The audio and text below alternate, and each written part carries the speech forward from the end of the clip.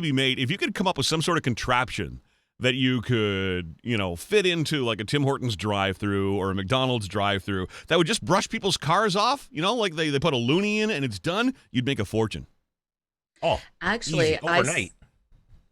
I saw a place where school buses do that. As the school buses are leaving, it's kind of like a brush that goes over their buses and takes off the snow from the roof. Yeah, that's so cool. I'm sure that's how they do it for what one of trucking those would companies. cost if you wanted to buy one for your home, Yeah. I mean, as you're pulling out of the garage. Dan, you're a pretty handy guy. I've seen the rinks you build and stuff and the contraptions you've got at home.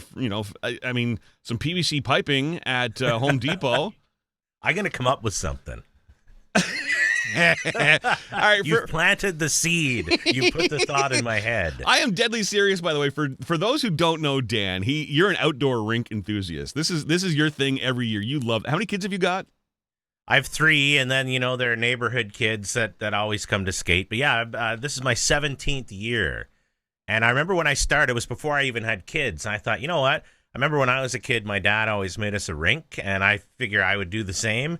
But so the year before my oldest son was born, I built a rink just so that I, could have a crack at it before he showed up. Not thinking that it'd still be, another few years before he could even walk, let alone skate. It's so great. But by the time he could, then I was, not bad at it. Daouda has just joined us. Good morning, sir. What is going on, my guy? We're just sitting here being all cool and stuff, just like you, Bring a little soul. Honestly, for Thursday, it's all right. Feeling a little groggy, but it's all right.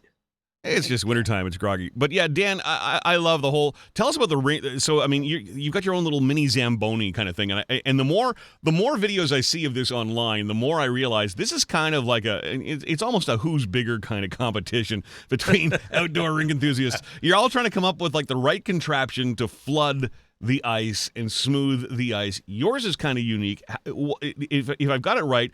The hose hooks up to basically some copper piping, or yes, I use copper. PVC is for amateurs. No, I'm just kidding. I had some copper laying around, and so I made it out of that. But yeah, the hose hooks up, and it's got a bunch of tiny little holes. There's a towel on the back. So have you ever seen the back of a Zamboni? Oh, it's a towel. Okay, has the towel, and so that just mops up any excess water, any dirt. But I got to tell you, because early on I was doing the bucket dumps and the hose, and I had to learn a little bit about science, and not to get too nerdy on you science. here, but there is a lot of heat in the water that comes out of your tap. Even when it's ice cold, it's still quite warm compared to the ice. So this device puts on a super thin layer, and it's almost frozen right away. So instead of the kids having to wait an hour, they can go like 2 minutes later and it's ready to go. So. Oh, that's so cool. So I guess the water then, because it's coming from inside the house, right? So it's above freezing. Yeah, it's like, honestly, it's like 10 degrees almost. Neat. So yeah, this really takes care of it, and I can flood fast, and it just looks cool. It's funny. Years ago, I decided to make a video of myself flooding, and I put it on YouTube. And, it played, and I forgot all about it. And I think it was last year, one of my middle son came to me. He's like, Dad, he said, can I talk to you for a second? I'm like, yeah, is everything okay? And he's like, I saw this, you were on YouTube? And I'm like, what? I'm not on YouTube. And then suddenly he rolls Dad's it up, cool. and it's got like 6,000 views. He's like, you're a celebrity.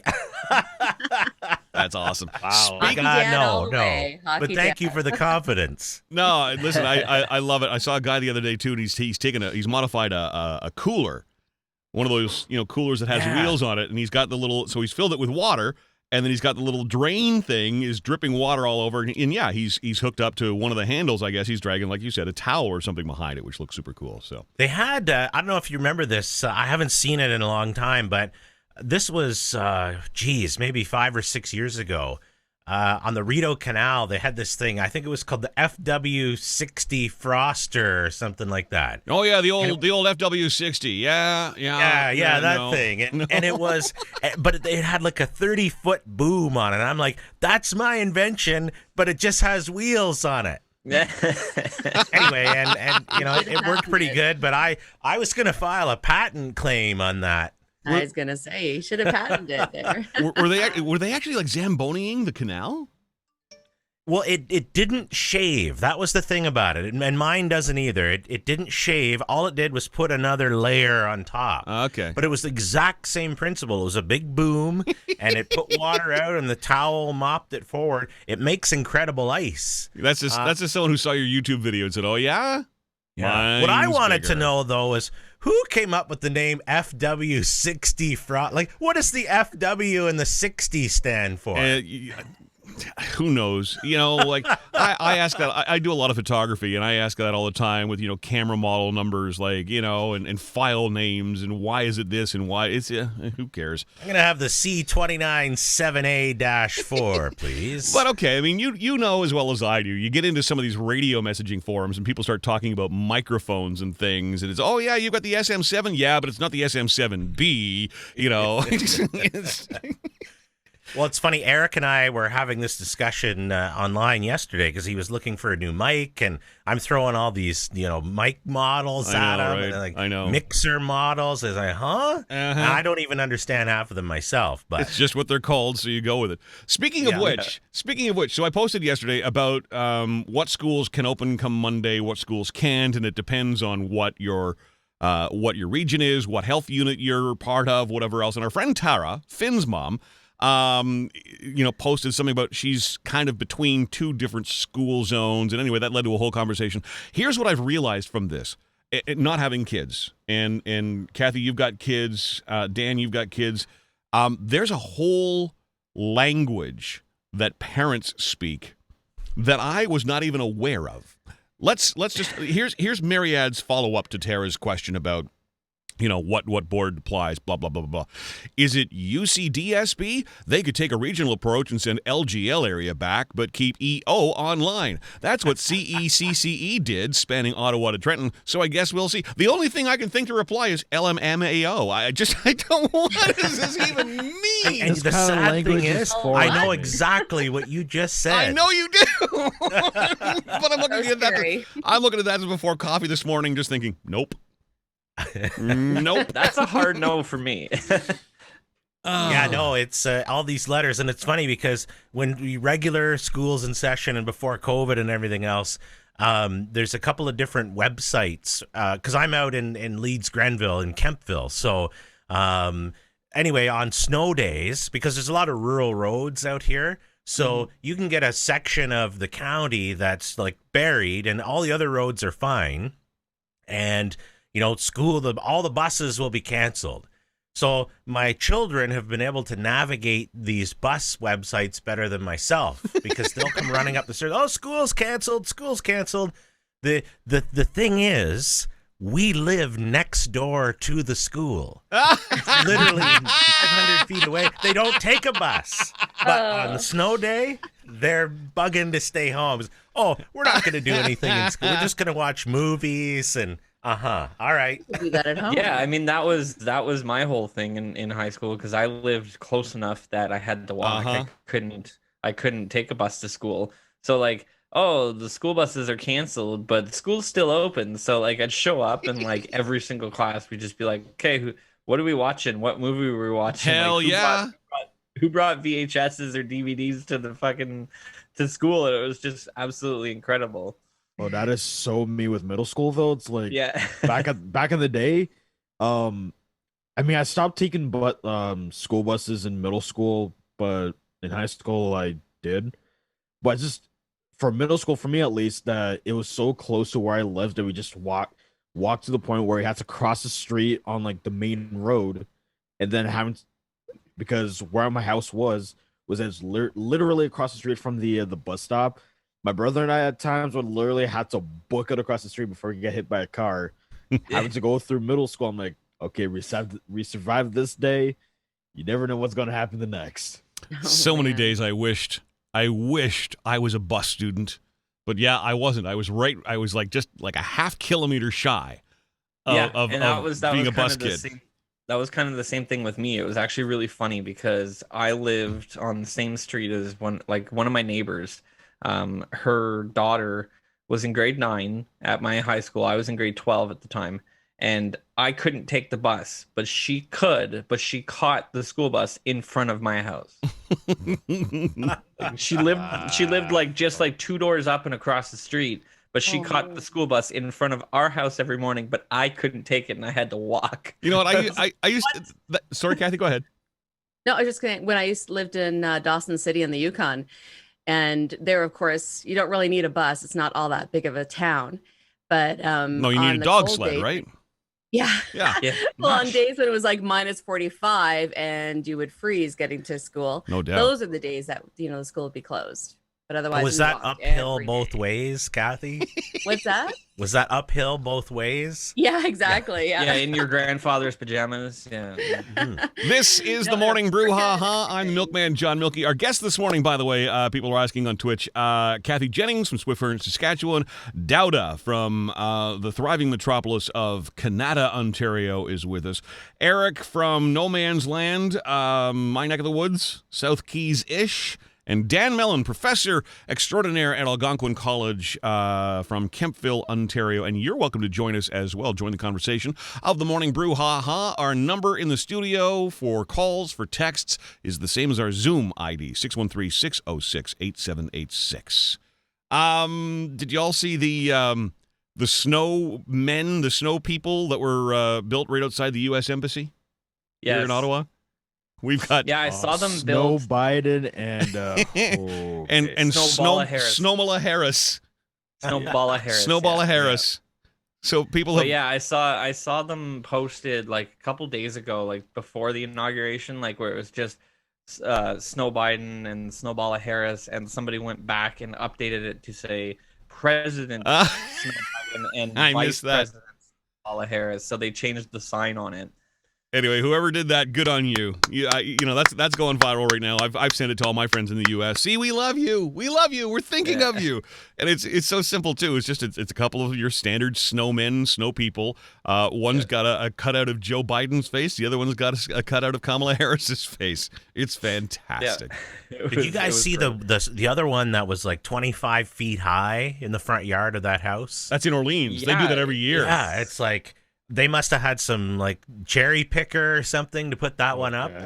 I would be too afraid to climb up to put the nose on, Yeah, we were watching it on the news and they're talking about it, and like the wife is like, how did they get that thing put together? Like, do they have like crazy high ladders, or like you said, like a cherry picker? This is the second or third year that family's done that. So I got to think that they are in like the heavy equipment business. They must have a snowplow company or something. Because you look at the front lawn, right, and it's just there's still a thin layer of snow, but you could tell that there's been some sort of plow, go over it to gather up the snow and make this thing. I love people who do that. Mom and Dad on our family Zoom call on Sunday were talking about, they had walked, and this is just after the last big snow we got, and it was a big, heavy, sticky snow. Mom and Dad walked around the neighborhood. They counted 80 snowmen.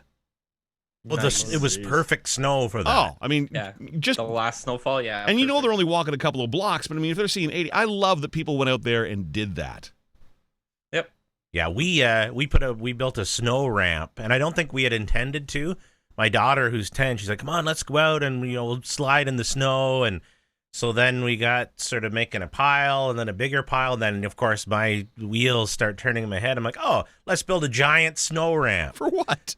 To slide on. Oh. So they slid down the snow ramp. He has a video of it on his here it Facebook is, where it slides down through the driveway. Yeah, so because I live in a rural area, we have a septic tank system, and so there's a hill on the side of our house.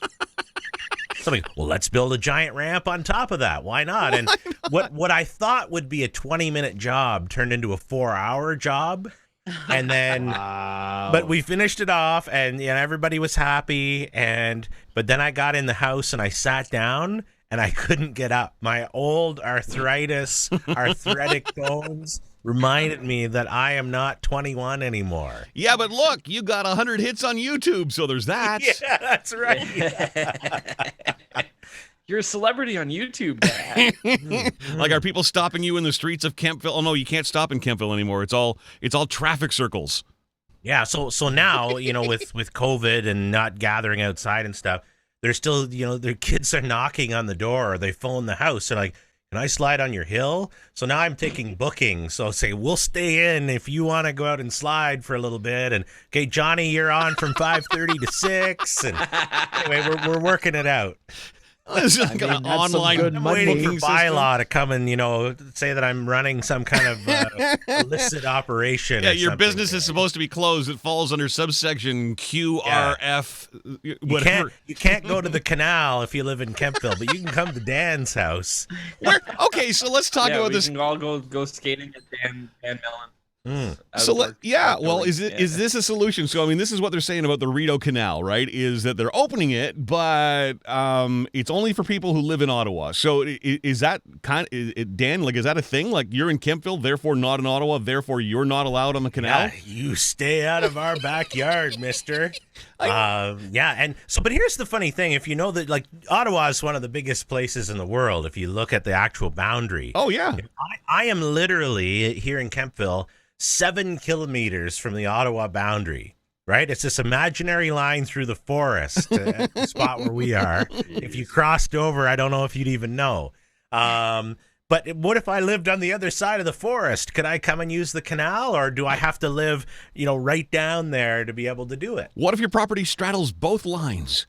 What if it's like Lloydminster and you live half in Alberta and half in Saskatchewan? Then what? Yes. I'm so confused. I see, Dan, if I were you, and this is your day off, and I appreciate you spending some of the time with us, if I were you, I would, and please record this if you do it, I would get on the horn to the NCC, and I'd be like, yeah, I live like 3 feet of my house is in Kempville, and the other 20 feet is in Ottawa. I'm confused. Can I, or you just have them? But I demand answers, and if you could send them to me in English and French, that'd be appreciated. And I might be waiting until June to get the official reply. You're not kidding.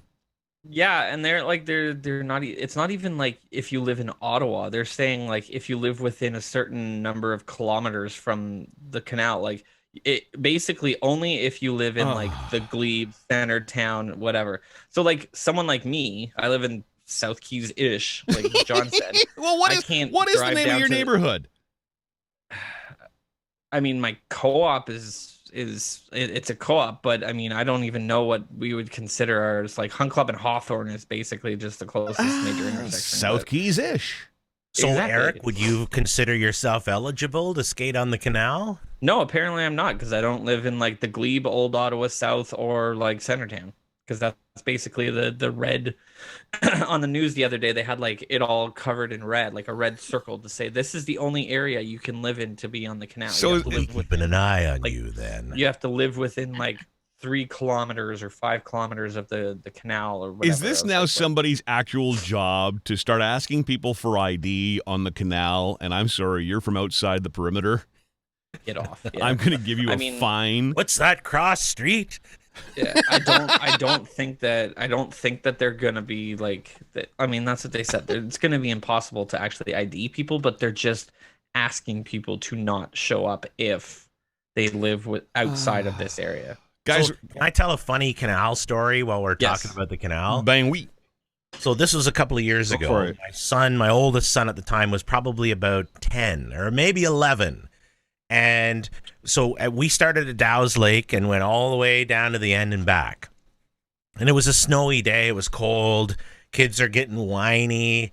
And we had gotten down just before that last curve, before it starts heading downtown. My oldest son's like, I'm going to just hang out here in the hut. You guys go down to the end and pick me up on the way back. So that's fine. I'm like, okay, stay in the hut. Don't go anywhere. So we went down to the end and we come back. He's not in the hut. There's a zillion people down on the canal. So my wife now is like panicked, right? Because this 11-year-old child is lost in Ottawa. And so we were skating up and down. We couldn't see him. Well, then out of the blue, these folks in the big high-vis coats show up and the walkie-talkies. And they're like, are you Mr. Mellon? Oh, God. Yes, I am. Come with us. So anyway, he had decided to set out on his own, got lost, and they had taken him to the lost child booth. And so we get in there, and he's all a smiles. I thought, okay, he's going to be afraid. But it turns out at the Lost Child booth, like they have dozens and dozens of donuts in there. And he's like, he was our only lost child today, so we let him have at the donuts. Oh, God. About 5 in when we got there. I'm like, I'm going to be lost tomorrow if that's the case. Hell yeah. Sounds like a subplot to Home Alone. He knew about that.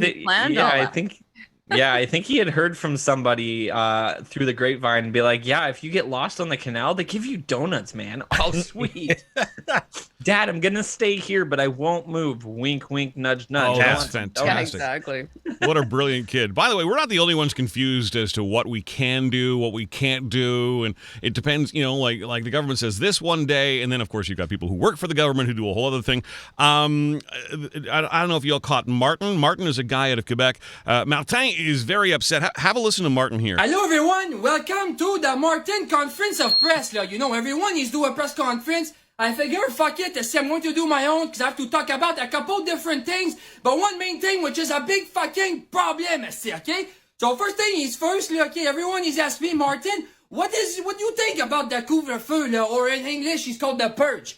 My honest opinion, it's a good thing. It worked. But everything else around it, he's have to work too. See, it doesn't make sense right now that at 9:00 p.m. I get the munchie. I can't go to the dépanneur to get my fucking Doritos. But at 5:30 a.m. I can take a flight to fucking Mexico and then everything is good.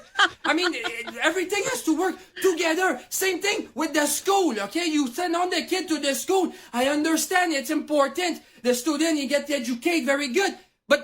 You can't do half a lockdown, you see, it doesn't make sense. Do you not remember Italy, the street, he was fucking empty, the poor nuns, he was throwing the fucking pestafagioli from balcony to balcony, you see. I was outside today on the 440 East, yes, and there was traffic all over, man, fucking bumper to bumper. That's not a lockdown, you see. You talk a treatment shock, that's not treatment shock, go book a fucking coloscopy, you're going to see a fucking treatment shock, that's what it's supposed to feel like, tabaknak. Come on, man. It doesn't. Now listen, before the parade, you start picking out your shit. Take a breath there? Hey, calm down. I don't even know if he has a subtle lungs. You do everything. Nothing. Holy man. Okay? Not half-measured bullshit. Okay? He's still going. He's not listening to us, guys. Everyone is staying home. Really If you're a fucking plumber, you knit fucking didn't tell he was angry. Everyone stay home, okay? 1 month, 2 months maximum. You rip the fucking mother bastard band-aid, that's it. Right I never heard anyone so stressed in my entire life. And you open the library. What fucking reason you do that for? If I bring food to the library, is it not the same thing as a fucking restaurant? If I not bring my fucking skip rope, gotta love the fact that you can play this on Martin, calm down. Martin. Why? Because it's places where people can Martin, excuse-moi. Martin, voyons. Why? Because we want people to stay home. That's the fucking word he repeats. Stay home, stay home. No, wait. Come to the fucking library. See. I mean, okay. It's because it's a place for the student. You have a quiet place to study. Right. 2 things. Number 1, didn't you not cancel the fucking exams this time? I don't know if you changed that already. And number 2, listen, the student, I'm really sorry, okay, you don't have a quiet place to study, but people have lost their job for over fucking 10 months. We're all in this together, tout ensemble, and some people, you have to make fucking sacrifice, okay? We're all in the same fucking boat. Man, doesn't make. Okay, Martin, go, Martin, go get a coffee. Martin, go get a tea. Go get. Okay, there goes Martin and his daily address to the nation. Oh my God! Isn't he great? He's got a whole page on Facebook full of those. That's amazing. That is absolutely you want to incredible. Practice your French curses. Oh, it's like and note to self: do not play that on CKDJ. Right? No, don't do that. No, don't do that. It's funny. I had a neighbor one time. He spoke more French than English, but I don't speak a lot of French, so he always spoke English to me. But once in a while, when he was really angry, the French would just slip in. Like it was like he'd be angry in English, and then all of a sudden they would just. Like it would slide in there, and the good old firm like, okay, I know he's really mad when. I know he's probably going off on some tangent, and you can't, and you're listening to him, and you're agreeing with him, but you can't help but laugh, and then you feel bad because you're laughing at this guy who's so passionate and upset about something. we could all be so calm as Daouda, right? Oh, I mean, I'm the calmest dude alive, unless otherwise. What's an angry Daouda sound like?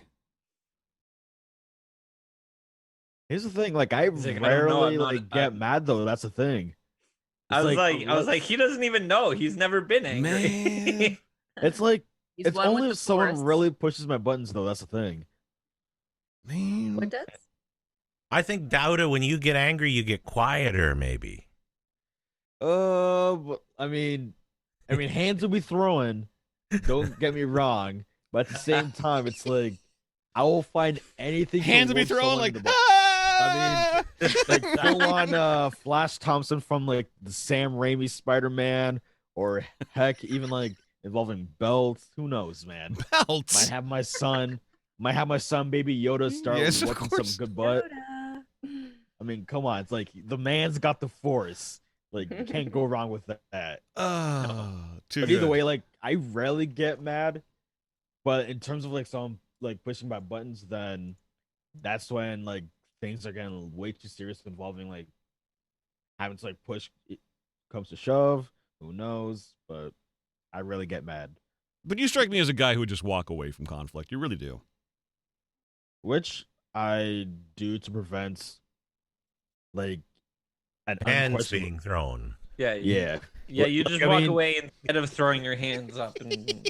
Mostly because like I don't want to like see the situation escalate We to can all like. do it together.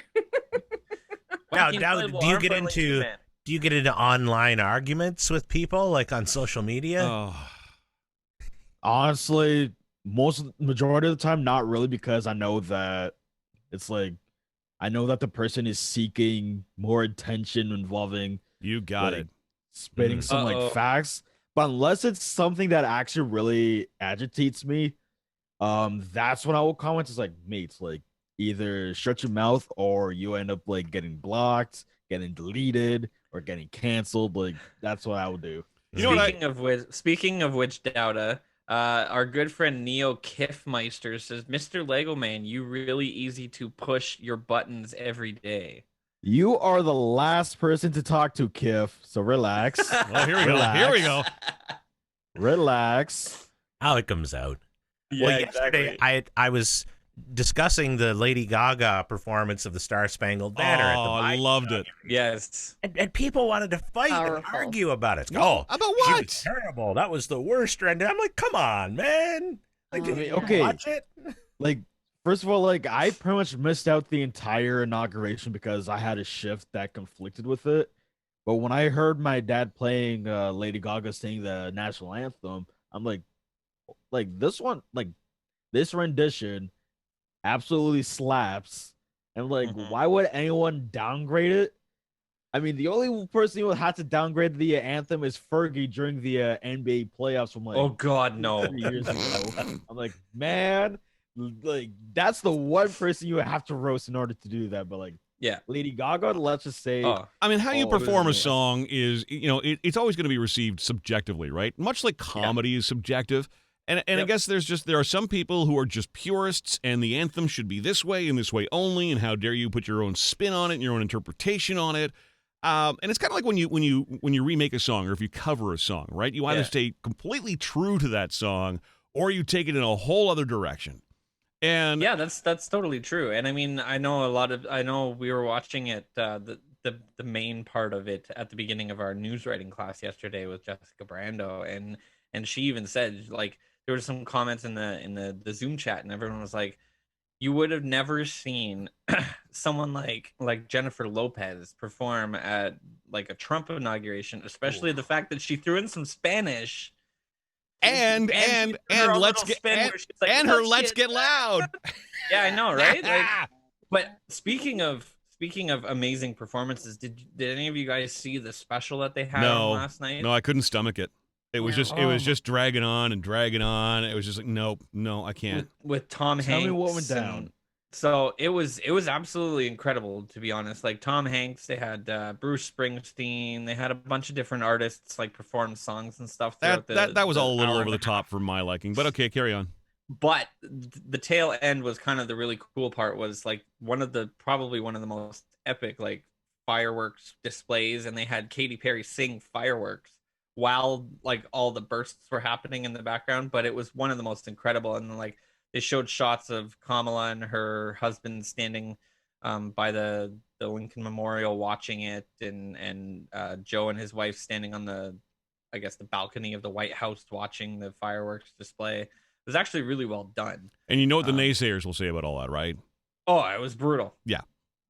It's all staged, and I'm not falling for this, and this is the problem. Is it so fake and it's so forced upon us, and Trump was so real. Fireworks he didn't need any of that. Yeah, that was all. It was it's all green screen.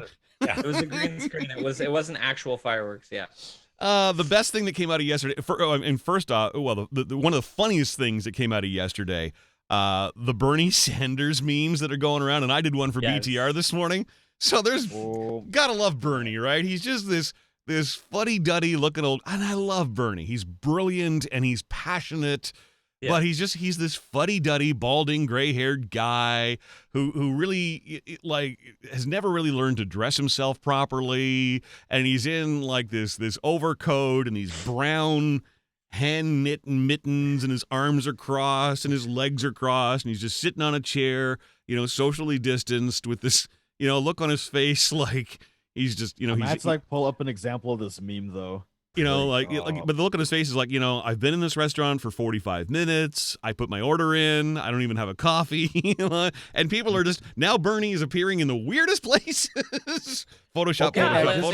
I've seen a bunch of them where like he's sitting on the bench with Forrest Gump, or he's like in the background of a famous movie scene, or like, it's like, oh my God, like. But yeah, the Bernie memes are just. Speaking of Bernie Sanders and movie scenes, there was one movie called My Neighbor Totoro from like Studio Ghibli, and it involved Bernie Sanders sitting down in it. What? I mean, like, mates, like, come on. Is he credited in the film? Hopefully, I think it might be some sort of like small cameo appearance. Who knows? See, like, I'm at a point now with all these, The Simpsons forecasted this. Like, I mean, it's so easy to Photoshop this stuff. I don't know what's real and what's not anymore. The most real thing out of yesterday is the poet laureate Amanda Gorman. First off, she's just a beautiful human, just glowing. The poem was unbelievable. She's 22 years old. And I was, it was the first I'd heard of her yesterday. I'm sure it was the first a lot of people heard of her yesterday. So I did a little digging, and she's got quite the story. So, I mean, she's grown up with a real speech impediment and has found her way into the world of words. And the interview I saw her doing was with Laura Bush, who I guess is doing a morning show on, I want to say ABC, NBC. Anyway. And the two of them were talking, and she talked. She's, do you watch Big Bang Theory and Kripke? Yes. You know how how Kripke talks on, Kripke. Yeah. Kripke, she has kind of that inability to pronounce a proper R. And then yesterday, in front of the world, she nails it. Oh, yeah. It was so Every good. syllable, her R's were pronounced properly. I mean, what a triumph. What a story she is. Amanda Gorman, fantastic human. More of that, please. Kind of like how Sam Jackson, like, he had a speech impediment growing up, and the one way for him to say, like, get rid of the speech impediments is if you have to say mother effer. And it's like, and he's been doing that for so long. It's like we don't even know he has a speech impediment until he told the story on how. I mean, like, when he got the speech impediments and how he managed to like get rid of them. Like, sure, that's actually smart. I have to do it all the time. But you took the radio program at Algonquin College, Dan. You know what I'm talking about when I say this. Eric, you took radio. I'm sure Kathy, you took some radio as well. I mean, these are the exercises that students are given in order to learn how different words. Because to read words is one thing. To have to read them and then project them is a whole other thing. And I had the benefit of being able to teach a couple of semesters on a fill-in basis years back. And I was teaching the first years, and we're just trying to get their voice through a microphone and recorded, and so we're giving them all of these poems and tongue twisters just to get used to word combinations and sound combinations. And you guys went through all of that. My favorite one I ever, and I had it in my back pocket. I've told this story before, but I had it in my back pocket waiting for someone to comment. And sure enough, they did. Why are we doing more tongue twisters, John? You never hear tongue twisters on the radio. And not even 24 hours earlier, I had been handed a script at the radio station I was working at. And I'm like, okay, I need to have copies of this ready. And sure enough, like I said, the question came up. But the commercial was for the Hampton Holistic Chiropractic Clinic's Spinal Subluxation Family Fun Day with Cool FM live on location. Holy smokes. Dan, That's why you do them. Dan, if I can find a copy of it, I'll have to get it to you. But yeah, and that, by the way, side note, worst remote broadcast I've ever had to do. Come on in for your free spinal subluxation. We've got face painting for the kids and a free balloon. Realign your spine, and hey, here's a happy face for the kids. But yeah, man, I'll never forget it. But yeah, I mean, like it's one thing, and this is kind of the battle that I'm sure happens in all kinds of radio stations and TV stations, production studios. The way words are written sometimes, like whoever came up with Canada Day. To call our national holiday Canada Day, I want to clobber them every single time. It's the hardest thing to get out of your mouth, especially the commercial is inevitably written to 36 seconds and you got to get it in 30. And Canada Day is just something you can't you can't get it out of your mouth. And it's funny because when we do those classes where we read those, the seething sea, seetheth and suffice. See, I can't even do it. And we present the work to the students. I'm like, okay, you're gonna, we have to read that, blah, blah, blah. And then, of course, they can't read it. I'm like, see, that's why you have to do it. Yep. I mean, I'm telling you, tongue twisters, they are a hater when it comes to me, though. But, I learned to, relax, take a chill pill. Yeah. It's you have to do it at some point in your life. It's okay. But, the whole, I want to remember, it's my old prof, Sharon, she had a list. I mean, parents told us to go to this certain page of involving tongue twisters, and there was one that I could not do for the life of me. I'm like, man, this is gonna take me. I have a friend who, and this word, I don't know why it sticks out to me, but the word chipotle or chipotle, whatever the right way to say that is. Yeah, he says chipital, and I'm like, it's not chipital. What is chipital? That's chipital. It's chipotle. Okay, that's I can discount that one for you right now. It is not chipital. No. And then tongue twisters all aside, when I was doing live reads for news, I'll tell you, names always stumbled me. Oh man, you always get over the names, how to pronounce them. Where'd Eric go? Where is he? Eric went to the door. Amazon was at the door, so he had to go. Yeah. Amazon showed up. Sorry, I'm back. Yeah, no, but Eric, when it comes to names for sports, right? You just rhyme them off like it was your second nature. Well, yeah, for sure. And that was one thing that actually used to drive my dad nuts, because my dad worked obviously at the radio station back home when I was growing up. Obviously, and I would say to him and be like, "Who is the person doing the sports report today?" And he's like, "Oh, that's so and so." I was like, "Okay, tell him this is how they pronounce this, Yarmir Yager, that. It's not Jerome or Jagger. You need to tell these people." He's like, "Dude, just relax." I was like, when I used to do a lot of announcing at minor hockey tournaments and stuff, and that's where I know you from. So quite often I would have to go to the coaching staff or whatever and get a couple of pronouncements. Oh yeah. Mm-hmm. Anyway, one time a team from Quebec City came, so a lot of very French names, and I'm trying to go down, but there was one name. So I had gone out to speak to some of the parents in the lobby. I'm thinking they could tell me best. And one of the players, it was Huard, Huard was the name. And so I went out to one of the moms. I'm like, how do you say this name? She's like, it's Uah. And I'm like, Uah, no, Uah. Uah. No, Uah. And you got to roll the ah. We're going back and forth. It's like WNBC. That's what it reminded me of right there. Great movie. I probably still didn't do it right, but I tried to do as much as I could when I said the name. She just wanted you to insert as much passion into her kid's name as Yes.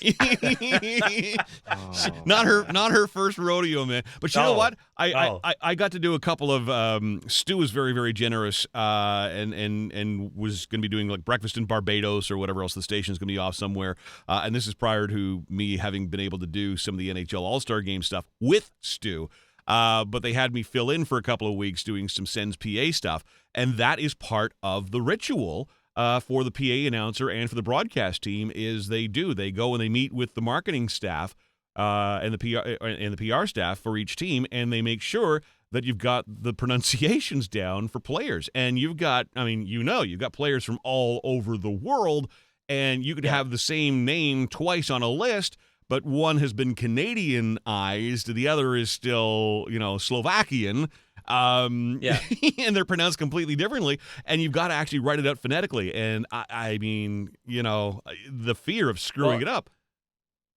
Yeah, and that's exactly it. Like that was the thing when the Ottawa Senators draft pick this year, Tim Stützle, got here. I still say it wrong. It's like everyone's like Stutzel. That's how that's like a strudel. Yeah, that's exactly. It's like, but no, it's Stützle because it's German and it's got I forget what the term is. 2 dots over umlaut.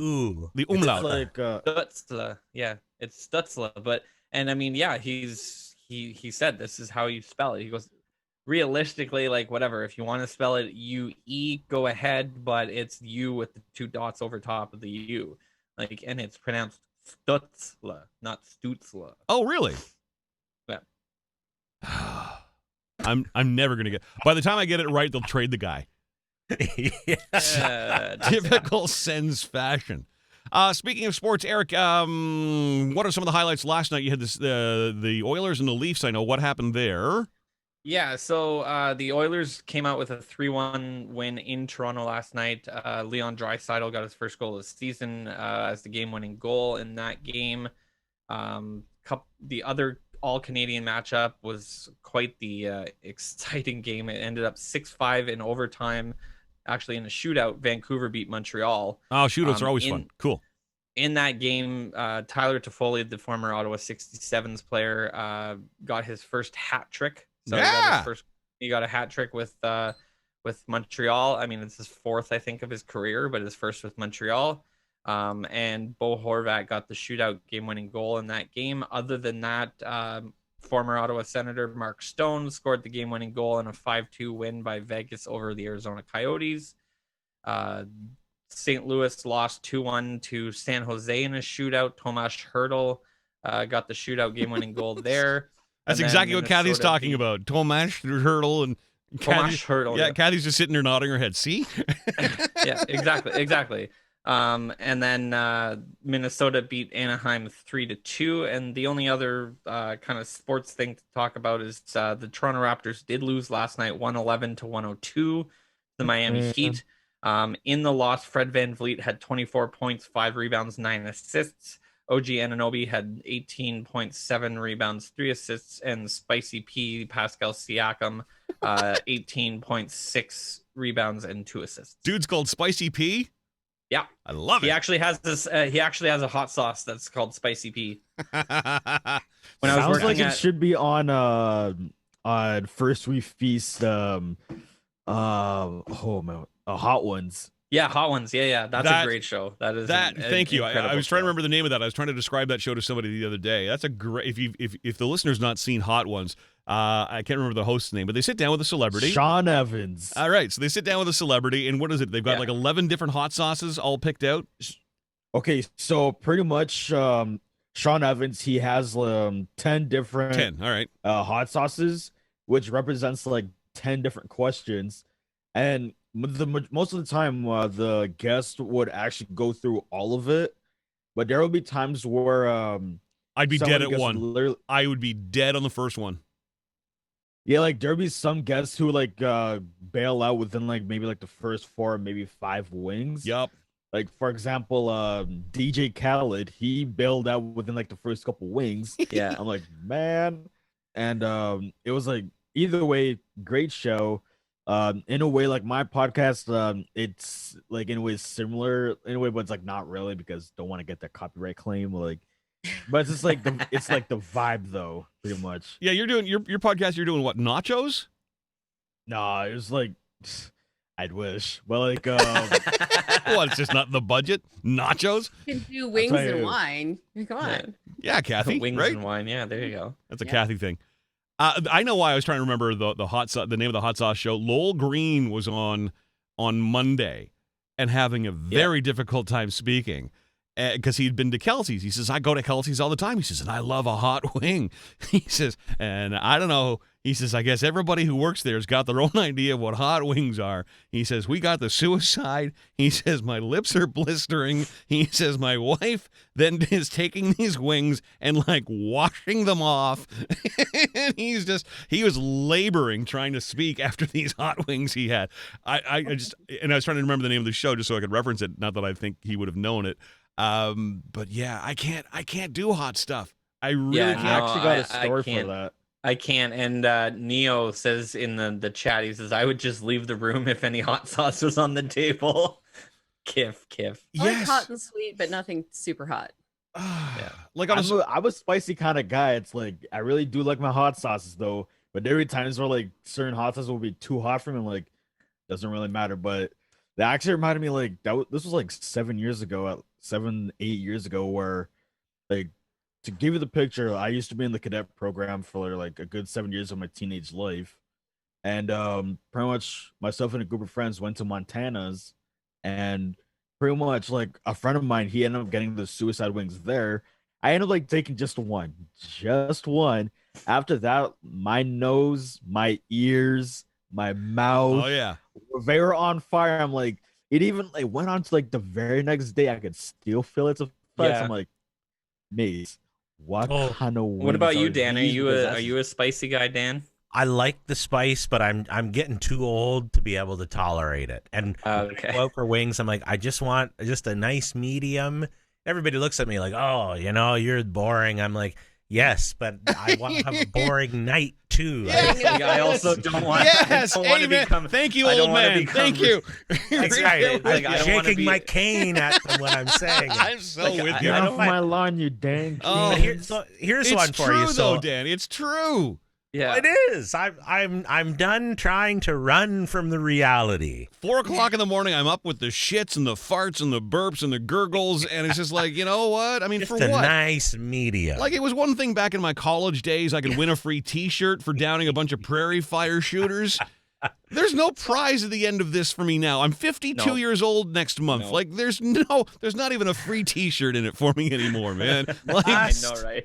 Last summer, so because we have big lots where I live, so I have a small vegetable garden, and we decided to grow these like ghost peppers, and it grew a ton of them. I don't even know if we ate any, but it was just cool to say, oh, we got a ghost pepper plant in the garden. Nice. So there were a bunch of teenagers that were hanging out at the house one day. We were outside, and my middle son, who's about 12, says to one of them, he's like, I dare you to eat one of those peppers. And so anyway, the kid's like, oh, I can handle anything. So he eats a whole pepper, and the kid is like on the ground, foaming at the mouth, writhing in pain. He's calling for milk and bread. It was quite a scene. Dan's checking the insurance policy. Am I covered for this? Yeah. So, but this is the worst part of the story. Oh, God. So after we get the kid cleaned up, my other son says to another teenager, and keep in mind, like, he doesn't have a job yet or anything, so $5 of his hard-earned birthday money pulls out of his pocket. He's like, I'll give you $5 if you do it too. No. I turn to the teenager and I'm like, listen, son, I'm going to give you some advice. I highly recommend and advise that you do not do this. It is not worth the $5. In fact, it probably isn't worth $50. Yeah. Oh, okay. Give me the pepper. And he was worse off than the first kid. Oh my God. Anyway, no. He got his $5, but I'm like, maybe some brain cells quite aren't developed. But dude, they just haven't been developed yet. Not gonna lie, that would be me. We have all been that person. Daouda's like, I'm fully down. You want to give me $5 to eat a ghost pepper? I'm down. All right. I mean, quick little survey of the possible. Zoom. Quick little survey of the Zoom room on a scale of 1 to 10. 1 being the absolute mildest, 10 being the hottest. How far can you go on the scale, Eric? I'm probably like a 1. I hate spicy shit. Although, I mean, it's one of those situations where, like, when I buy salsa for like our nachos and stuff, I have like I think it's like the mild, and even that can be like, whoa, that's a little too hot for me. All right, so 1 for Eric. Kathy, where are you on the scale of 1 to 10? I'd say between 2 and 3 because I do like a sweet heat. Okay. But yeah, 2 or 3 is good for me. Daouda? I would say around a 7 or 8. Come on. Oh. I mean, here's the thing. I enjoy eating hot stuff. Well, like if it's like maybe close to like 9, 10, even like dial it down to 11.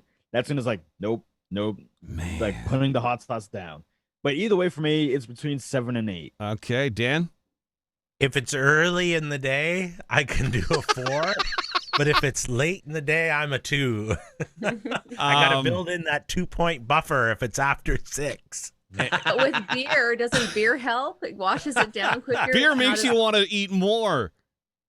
Beer and wings. Oh, yeah. Well, Milky, you're a boat guy. I am. When I was in high school, I grew up in Brockville. And if you're familiar with the waterfront there, there was a restaurant right down on the water by the yacht club. I worked there on the bay. Yeah, I was in high school. I worked in the kitchen, and this guy used to come over from Ogdensburg on his boat, and because he loved the hot wings, and he used to say to the server all the time, nobody can make the wings hot enough for me. And so, the cooks would be throwing everything they had at these hot wings, and he would still send it back. They're not hot enough. And I don't know if the guy had just burned out his taste buds over the years or whatever, desensitized. The cooks actually had to go to the point where they literally like boiled the sauce, like a rolling boil. So not only was it spicy hot, but it was hot. And they would take out this like rolling boil sauce. And that's the only thing that would make the guy happy. But I swear he had no sensation left at this point. See, that just, I want to taste my food. I can't taste food when you pour on all of this hot stuff. I don't get it. Yeah, I don't get it either. I don't understand it. I'm like, really? Wow. Like I do love though when you go into those sauce shops, where they have all the like, ass bomb and all the funny labels. It's probably all the same sauce. It's probably no different. I got a buddy of mine. Chili's. I got a buddy of mine in Orleans. His entire kitchen. So, he's got a very large, substantial kitchen. But there's a little overhang, like the cabinets stick out just a little bit. So there's a bit of a shelf there. Now, like Grandma would hang plates on that shelf. No, he has it all lined with hot sauces. And this just goes on and on and on. And you stand there looking at this like, I am in the presence of an absolutely insane human being. And then he opens the pantry. Oh, and it's stocked with even more. And I can go through my record collection. I can, you name the album, I can find it with my eyes closed in seconds. That's him with the hot sauce. It's just a whole world. I don't know. So on a scale of 1 to 10 for me, 1's pushing it. Yeah. 1 is absolutely pushing it. I feel. Yeah, it's the same thing. But now I really can't wait for COVID to be done, because I need to sit down with Daouda and I need to find wings that are on a 7 to 8 scale, and I gotta watch you. I gotta watch you eat 10.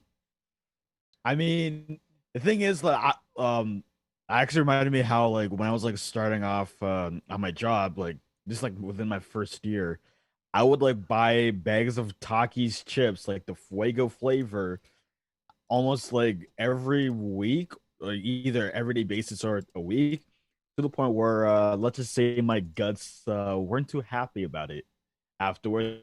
I'm like, man, my booty hole will burn in the instance. Like, holy smokes. But how appealing is this? So we talk about those funny sauce labels, but how excited would you be to have a plate of wings with ass in the ER scorpion pepper sauce on them. Not very. I'd be down to do it. I don't want an ass in the ER, quite frankly. Dowda's like, I'm down. Let's go. Ain't enough Pink Whitney in the world to get me drunk enough to look at that and go, yum. Yeah, let's do that. What is this? But I'm sure you've seen this challenge. So there's like the world's hottest nacho chip, or like Pepper. The Packy. Yeah. I know the one you're talking about. Like, oh man, I'm telling you, I've seen YouTube videos of it, and like, it's so spicy that it has to be like wrapped like in a triangle like wrapper, and then it has to be like presented in a coffin. And dude, it is mad. Have you had it? Holy, I haven't, because I would never. But like, okay, where do we get one? Where do we get? Oh, because I'm looking online right now. Okay, so the world's hottest chip. So there's one called the Death Nut. There's one called the Toe of Satan, and then there's the Packy Tortilla Chip, Haunted Ghost. Where are these available for sale? I'll tell you what, Daouda, I'm gonna figure out. Okay, so apparently, we can get this. Here it is. One chip challenge. Currently unavailable. It's currently unavailable. I'm going to find one. I'm going to have it shipped to you. Are you up for this? We're gonna put you on. We're gonna put you on Zoom on the morning brew, haha, and you eat one of these. And I want to see. I want to see you eat one. And if you can go 60 seconds without needing water or milk, I will give you. And I'm taking this idea from Dan Mellon. I will give you $5. $5. Oh, man. Honestly, and it would have to be milk. It would have to be milk because water apparently makes it worse. I am down. At this point, I don't care what my bowels would do to me. Oh, my God. Daouda, at least say you want $5 American, okay? I will make it $5 American. I will make it $5 American. I've been eating hot chips for like a long time, so like, it's in a way it's no difference. Just maybe like a little bit more spicy though. Okay, so we've got to get that. I will find you one of these chips that claims to be the hottest chip in the world. So if I can't get that whatever it is, the Packy chip that you mentioned, because Amazon says it's sold out right now, and I don't really feel like going to a grocery store to find something. But I will acquire one that makes the claim to be one of the hottest chips in the world. I will have it shipped directly to you, and we will do the chip challenge. And again, $5 American. If you can go, what did I say? 5 minutes. Like 60 seconds. 60 seconds. All right, fair enough. Water and, but like I could do 5 minutes. But no, man, no, I'm not going to push you to 5 minutes. God. But what? That's how you get lawyers involved. Yeah. You might need to sign a waiver. It's true. Y'all are volunteers here too, like right? We're all volunteers. Yeah, restaurants sign waivers for those hot wings. I did that on my show actually. My wings and wine. Yeah. Did you have to sign a waiver, Kathy? Hottest. What's that? Did you have to sign waivers for that? There were some places that I reached out to around across Canada that had the hottest wings that they would serve, but you had to sign a waiver before. I remember this. Yeah. I didn't know you had to sign a waiver, though. I thought they were just making that claim, and you're like, okay, let me try. Yeah, you had to sign a waiver. Yeah. I mean, there is a restaurant over in like Los Angeles. I believe it's called like Dave's Chicken, and they have like the hottest like chicken sandwich, and it's pretty much kind of like a challenge, and it was to the point where you had to at least sign a waiver so that they won't be held liable for like any like thing wrong with the person who's eating the chicken sandwich. I'm like, okay, makes sense. It's not good for like anyone who has like a faint of heart or has some sort of like surgery, because you never know what's going to happen. They might probably pass out instantly, like full on pigeons eating way too much bread. Yeah. Doubting or you just do what you end up having Great happening analogy. to you. What happened to that kid at Dan Mellon's place, where it starts foaming from the mouth, and convulsing on the ground. I'll tell you guys, I've seen close to that is they have at the South Mountain Fair. If you've ever been out there in the fall, they have a pizza eating contest. And nice. They bring all these pizzas, and these guys are sitting up there, and they've got the puke buckets out, and everybody like, kick his ass, Johnny, kick his ass. Oh man! See, like the hot dog eating thing on Coney Island is I can't so watch disgusting. I can't. Oh man, it's so gross. I can't watch it. I can't even imagine how disgusting that would be. Yeah, no. Yeah. Sodium for a year in one sitting. Kathy Jennings, I understand you've got a place to be in just a little bit. What are you up to today, my friend, before we lose you? Not too much. I've got some running around to do for groceries and that kind of stuff. And you couldn't schedule this for after the brouhaha? Well, as it turns out, the grocery store is open till what time? Yeah, I mean, things are getting good, Kathy. I'm starting to pay out $5 American. This is a first. Yeah. The first of the brouhaha where somebody actually gets paid. I mean, I might go crazy in a few and start offering up some of my Canadian Tire money. Yeah, there you go. But I'll be back tomorrow morning. Especially for the NFL. Yes, we need our NFL. Right. So we're going to do that tomorrow morning. Okay. Yep. So. Yep. Oh, but before I go, it is National Hug Day, so I'm sending you guys all a big hug. Aw, National Hug Day. Aww. Same here. Oh, no. Virtual hug. Virtual hug. I just put kisses in there. Guys. I broke Bye, Kathy. I hugged you so hard I busted my microphone. Okay, bye. Oh, jeez. Just how unusual for a woman to run away from a hug from me like that. Wow. I will say before we do end up wrapping this up shortly, tonight in the NHL again we have Winnipeg in Ottawa, so it's the second of 3 in a row between Winnipeg and Ottawa. Can I just interject? I am so impressed with the efficiency in which the Canadian Tire Center staff is now getting the parking lot emptied after games. They have that down. I know, it's incredible. It is a miracle. We have waited for that. And it's like you look at the stands and how quickly they get everybody out now. It's like they didn't even show up at all. We don't need no stinking LRT. Exactly. But yeah, Winnipeg's at Ottawa at 7:00, and the other all Canadian matchup is Montreal at Vancouver on a back-to-back. So that's at 9:30. So also, you got back-to-back games then. If you're up late because you've had some hot wings and you can't sleep. Yeah, you've got some. Yeah, you can watch the game at 7. Have those really spicy hot wings, and then be like, well, I guess I'm watching that 9:30 game because I can't sleep because I'm coming out my. Dan, you're a hockey guy and your kids play, and I know you're very involved in not junior hockey, but what's the level of hockey you're minor at? Hockey. Minor hockey. Thank you very much. How much are you loving this all Canadian division? Oh, I think it's great. People get bitching about it online, and this is terrible, and other people love it. I love it, actually. I think it's fantastic. What are they not liking about it? I don't know. Well, it's not real hockey, and what are you talking about? It's not what it was. Yeah, and how dare you change it? Kind of the thing. That's kind of the thing with me. I mean, I love the fact that it's an all Canadian division, just because. I mean, I touched on this before, like last week when we were talking about the first little bit of the NHL. Was like it's nice to see like a team like Ottawa play Winnipeg, Edmonton, Calgary, Vancouver more than twice a year. Like they usually play one game at home, one game away, and that's it for any of the Western Conference teams, let alone the Western Canadian teams. But I mean, to be able to say, okay, well, Ottawa's going to play Montreal 10 times, Toronto 9 times, Winnipeg 10 times, Calgary, Edmonton, Vancouver 9 times. Like it's going to build a bunch of rivalries that wouldn't have necessarily been there because they play so few games against each other. I mean, one thing, and I mean, before you interject, Dan, but the one thing that's going to be in his place incredible. The one thing that's going to be incredible is to see Montreal, Toronto 9 times a year, the Battle of Ontario 9 times a year, and the Battle of Alberta 9 times a year, especially with the crap that happened in the Battle of Alberta last year.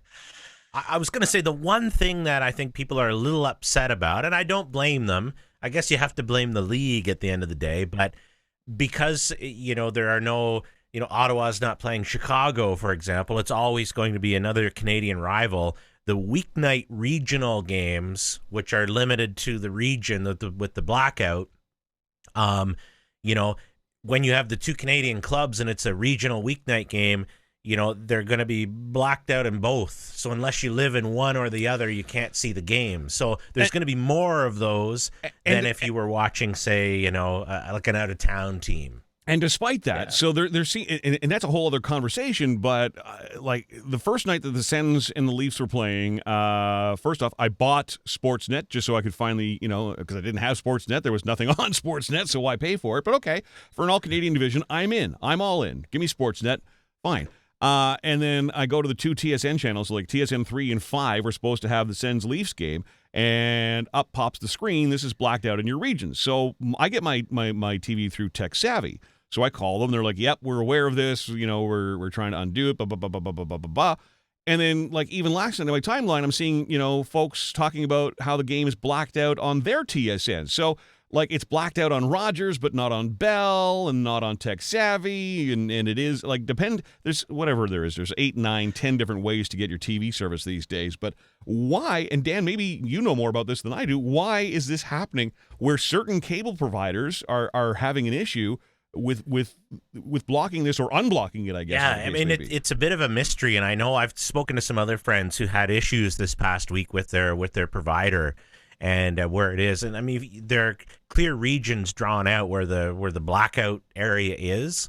And this really comes down from the league. Sportsnet has the national rights, so anything that they want to air, it's national feed. Saturday nights are all national feeds. But it's a lot of those weeknight games, the ones that you wind up on TSN in Canada. It's hard to think of it like this, but TSN is essentially the local broadcaster. Okay. Right? They've got 5 channels that go across. But if you go in the U.S., sometimes some of the teams, like Florida, for example, or whatever, their regional games air on one local television station. Yeah. And I know it's not as big down there, but it's the same kind of thing. Because the NHL's getting that extra revenue over and above. I mean, like, I think what was the Rogers deal? It was like $5.2 billion. Yeah, something like 12 that. years to have the national rights, but then it's the regional rights are still additional revenue for the league. Yeah, because I mean, it's like tonight's game. It's Winnipeg at Ottawa. So, and will it be unscrambled for me or not? I don't know anymore. In the Ottawa region, it's TSN 5. But in the Winnipeg region, it's TSN 3. So if you're in Ottawa and you flick on TSN 3, it'll say blacked out because that's only for the Winnipeg region. Watch the other one. Now, Manitoba, and I know I think Manitoba, Saskatchewan, I have the NHL package, yeah. And the blackouts are still honored there as well. So if you lived in an area where, because they're essentially just rebroadcasting that TSN feed or whatever. So yeah, so I mean, I have the NHL Game Center live to watch like the Winnipeg games that aren't in Ottawa. Like obviously there's 10 of them against Ottawa, so I'll be able to watch them on like regular TSN or whatever, or Sports Center or Sportsnet. But if they're on TSN 3 because they're playing Winnipeg Calgary, then I can watch it on my NHL app. But I mean, yeah, it's one of those things where I came across that the other day. I'm not even in Toronto, but I wanted to watch Toronto and Edmonton yesterday. It was like the why are any of the Canadian games being I'm like, blacked but out I'm right not now? in Toronto or Edmonton. What? Like, what's going on here? But so I mean, some of them are a little weird, but I mean, I've invested in the hot wings. Give me my damn game. That's all I want. But an interesting one coming up will be that the moratorium on what's called the simultaneous substitution has come to an end for the Super Bowl. And if you remember, this is the one that Bell was all up in arms about? All up in arms. And rightfully so. I think Bell paid their money. They're entitled to put their commercials on. Yep, that's just it. And they bought the Canadian rights. If you buy something, I don't care who you are, you buy something, you own it. And it's your right to do what you want with that property if you've bought exclusivity. And I know fans want to see the commercials out of the States, whatever else. I get that. But you don't live in the States. That's what YouTube. Well, and the truth is, there's so many places now to see the commercials anyway. Well, yeah, exactly. That's what YouTube is for. Like, come on. Yeah, but you just Google 2021 Super Bowl commercials, and you'll find all of them. Yeah, I know it's not the same to sit there in front of your computer or whatever else and fire up YouTube and watch, binge watch the commercials. You want to see it as the game happens. But look, we've got Canadian broadcasters here who pay Canadian taxes, and despite the number of layoffs that we've had, they're still employing Canadian people. They have spent their money to buy the rights to show that game in Canada. And yeah, they've got a right to try and make their money back. Now, to that, if you are a Canadian and you really, really, really are hell-bent on watching the American one, I wish they would just make the American feed available for a fee. All right. And part of that fee then goes to the rightful owners in Canada. Yep. But no, you the want to watch it? Yeah. Interestingly enough, this year, because of the Olympic coverage, CBS is going to have the game this year. It's not their rotation to have the game, but CBS will have it. And where I live in Kempville, I live close enough to the U.S. border, so I get my TV over an antenna. Nice. I don't have cable, so I can get WWNY from Watertown, so I could watch it on CTV or the other one, and it comes through the air. So I don't think people realize you can still get your TV over the air for free in an antenna. In the city of Ottawa, like I'm getting about 14 channels. And by the way, the HD over the air is completely uncompressed, and the picture quality and the audio quality. Watch a hockey game on Saturday night. Beautiful. It's gorgeous. It's gorgeous. But that's the thing is like these stations have to still provide a signal. Yep. And it's funny. I actually showed somebody one time in Ottawa. I was actually at the college. We have a couple of TVs up in the newsroom, and I did a demo of this where literally jamming a straightened out paper clip into the back of the TV got us 2 channels. You're not inventive at all there, MacGyver. Yeah, no, right? Well, okay, here's a great Dan Mellon story is not for you. MacGyver. Great story. So my wife and I went down to Toronto, I think it was 2 years ago, to see a show. And we had Airbnb in the condominium that was right down by Union Station. I think we were on like the 38th floor or whatever, and a really nice place, but there was no cable, there was no nothing. The guy had a TV and, Netflix basically. And the hockey game was on. I'm like, geez, I'd love to catch the end of the game. And there was nothing. And so now we're right under the CN Tower, which of course is where all the TV signals are broadcast from. I started rooting through all the drawers in the condo to try and find something that I could use as an antenna. The only thing I could find was it was in the dishwashing, the metal scrub pads. Yeah, like the SOS pads? Yeah, but not an SOS, but it's the thicker steel. Okay. Like it's a more coarse. Okay. So I was able to cut a strip of this scrub pad, jam it into the television, and I was able to watch the hockey game. Wow. And I left it there when I left the unit, so if somebody else ever came in, but it came through in a pinch. That's epic. That is absolutely amazing. Great. Now, by the way, if you're going to do the antenna thing, like in the city, like I'm getting a bunch of channels, I'm not getting any of the U.S. channels. I mean, once you get south of the city, Kempville area, etc., and you get closer to the U.S. border, and if your tower's high enough, and I'm assuming you've got a tower or you've got something on your roof, right? Because you're that kind of nerd. Nerd. You'll be able to bring in a lot more signals. But I'm getting I can get TV Ontario, Global. CBC English and French, CTV1, CTV2, CHCH, City TV, a couple of others, odds and sods in there. Omni is in there as well. So, I mean, I'm getting 14 or 15 channels, and it's all over the air. It's all free. And like I said, the picture quality TV is already equipped to watch it. Yeah. Yeah, exactly. You just need now the old rabbit ears won't work. You actually need a digital antenna or an SOS pad, apparently. Yeah. Or an SOS pad. No, that'll work. And where I am here in Kempville, again, I'm close enough, so we get 35 channels. Oh, dude. But what's interesting, though, about the free American broad, because the technology's never really been embraced in Canada. No. Right? It's almost like they don't want you to watch it that way. Why watch it that way when you can pay for it? Yes. Yeah. But in America, they've actually promoted this and, more antenna sales and that. But what's cool, what they do down there is they multicast. So one station broadcasts like 4 or 5 channels on the one channel. So, like WWNY from Watertown, they have Fox, they have Me TV, so it's a lot of the old shows. The ABC affiliate, WWTI, Channel 50, they have a mystery channel, a comedy channel, they have the CW, And whereas we don't multicast in Canada, but they do there. So if you're in range of any of the American stations, 2 channels can become 8 very quickly. So I'm not following. So like, for example, like CJOH, we all, growing up, we watched CJOH on channel 13 over the air. Yes. In the digital world, there are 13.1. Right. And so is this what actually, you're saying? So like 13.3 could have a channel, 13.5 could have. Okay, I get it. I get it. Yeah. And oddly enough, they've repacked the television spectrum because more and more has been sold off for a mobile phone with the 5G rollout.